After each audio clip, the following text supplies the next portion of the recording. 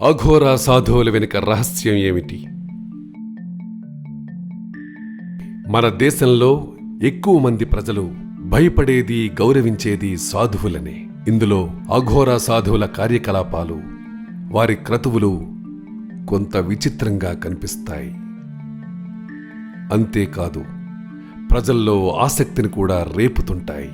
ఇందుకు సంబంధించిన వాస్తవాలకు వెళ్లే ముందు అఘోరాలంటే ఎవరో ఒకసారి పరిశీలిద్దాం.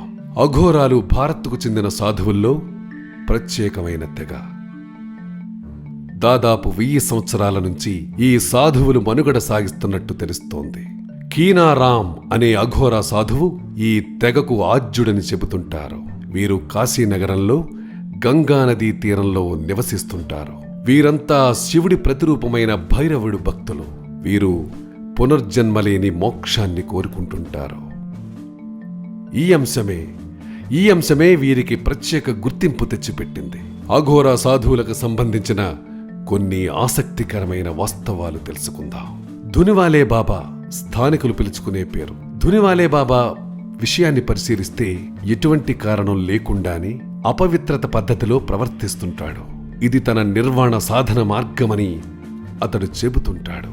ఒక వ్యక్తి తన కుమార్తె వివాహ సందర్భంగా బాబా ఆశీస్సుల కోసం వచ్చినప్పుడు అతడిని దూషిస్తూ అతడి కుమార్తె నరకానికి పోతుందని చెప్పాడు. 3 రోజుల తరువాత ఆ వ్యక్తి కొన్ని స్వీట్లతో తిరిగి వచ్చి బాబా ఆశీస్సులతో తన సమస్య పరిష్కారమైందంటూ సంతోషం వ్యక్తం చేశాడు. తన వద్దకు ఆశీస్సుల కోసం వచ్చే భక్తులపైకి ధునివాలే బాబా మలాన్ని విసిరి కొడతాడని ప్రచారం ఉంది. భక్తులు దానినే ప్రసాదంగా భావిస్తుండటమే కాక కొందరు దానిని తమ ఇళ్లకు కూడా తీసుకెళ్తారట. అఘోరాల వికారమైన ఆహారపు అలవాట్లు వారికి దేశవ్యాప్తంగా మాత్రమే కాక పశ్చిమ దేశాల్లో సైతం గుర్తింపును తెచ్చిపెట్టాయి. వీరి ఆహారపు అలవాట్లను పరిశీలించిన వారెవ్వరికైనా వాంతొస్తుందంటే అది ఎంత మాత్రమూ అతిశయోక్తి కాదు. కుళ్ళిపోయిన ఆహార పదార్థాలు, జంతువుల మలమూత్రాలు, మానవ మృతదేహాలలోని భాగాలను వారు భుజిస్తుంటారు. మానవ కపాలాన్ని వీరు భోజన పాత్రగా ఉపయోగిస్తుంటారు. అయితే ఈ ఆహారపు అలవాట్లపై వారు తమదైన వివరణిస్తుంటారు. ఒక వ్యక్తి తన అహంకారాన్ని, వ్యామోహాన్ని, ఇహలోక వాంఛలను అంతం చేసి అఘోరా జీవితానికి మళ్లేందుకు ఈ అలవాట్లు దోహదపడతాయంటారు. ఇక మరో బాబా ఉదంతం చూద్దాం. తైలాంగ స్వామి అనే ఈ బాబా అత్యంత శక్తివంతుడని స్థానికులు చెబుతుంటారు. కాశీ విశ్వనాథాలయంలో ఇతడు శివుణ్ణి తనదైన శైలిలో పూజిస్తుంటే అక్కడి పూజారి అడ్డుపడి ఒక చెంపదెబ్బ కొట్టి అతడిని బయటకు తరిమేశాడు.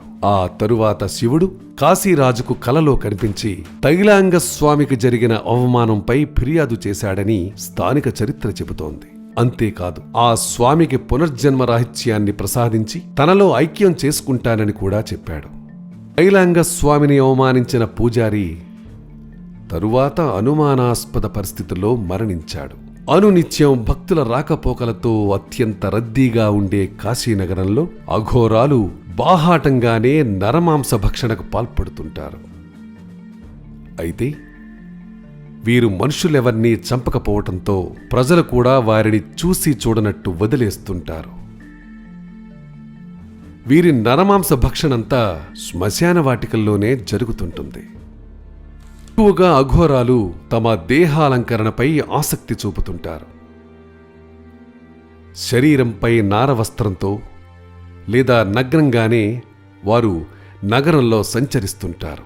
నగ్నంగా సంచరిస్తుండటం ద్వారా వారు భౌతిక ప్రపంచ వ్యామోహానికి దూరంగా ఉన్నట్టు భావిస్తుంటారు. తమ నగ్నత్వానికి ఆచ్ఛాదనగా వారు మృతదేహాల బూడిదను ఒంటికి రాసుకుంటుంటారు. ఇక వారి ఆభరణాల సంగతి చెప్పుకోవాల్సి వస్తే మానవ కపాలాలు వారి మెడలో హారాలుగా ఉంటాయి. కొంతమంది అఘోరాలు మానవ శరీరంలోని తొడ ఎముకను ఊతగర్రగా చేసుకుంటారని తెలుస్తోంది.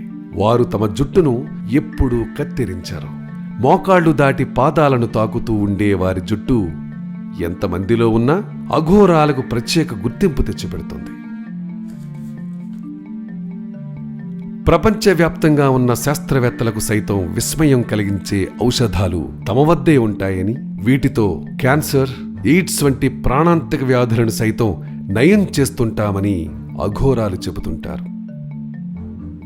వీరు ఈ ఔషధాలన్నింటినీ కాలుతున్న మృతదేహాల నుంచి సేకరించామని చెబుతుండటం విశేషం.